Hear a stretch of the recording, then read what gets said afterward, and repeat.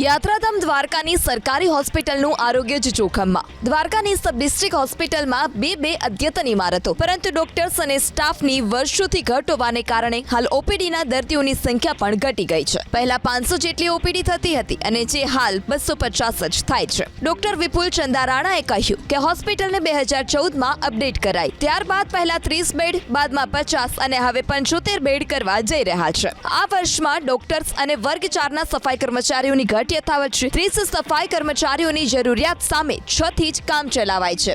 MBBS સહિત 7 specialist ડોક્ટરોની જગ્યા 10 વર્ષથી ખાલી છે. હાલ માત્ર 2 ડોક્ટર્સ છે. એક ગાયનેક અને પીડિયાટ્રિક 1 વર્ષના બોન્ડથી આવ્યા છે, જ્યારે 5 ડોક્ટર્સની તાતી જરૂરિયાત છે. અને એક વખત ઉપરી કક્ષાએ રજૂઆત કરવામાં આવી, પણ પરિણામ શૂન્ય આવતા હવે તો ડોક્ટર વિપુલ ચંદારાણાએ રજૂઆત કરવાનું પણ બંધ કરી દીધું છે.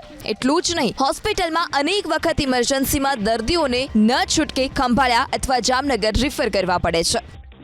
વર્ગ 4 કયો, વર્ગ 1 કયો, વર્ગ 2 કયો કે પેરામેડિકલ કયો, બધા જ ખૂબ જ અગવડતા છે. અને મને તો એવું લાગે છે કે સરકાર દ્વારકામાં ધ્યાન જ નથી આપતી, નહીતર આવું ન હોય. અમારી દર મહિનાના પહેલા શનિવારે ગાંધીનગર પ્રિન્સિપલ સેક્રેટરી સાહેબની મિટિંગ હોય છે. આ મિટિંગમાં પણ મેં કીધેલું છે ઊભા થઈને કે કોઈ ડોક્ટરો નથી. તો હવે આનાથી વધારે રજૂઆત તો હું શું કરી શકું?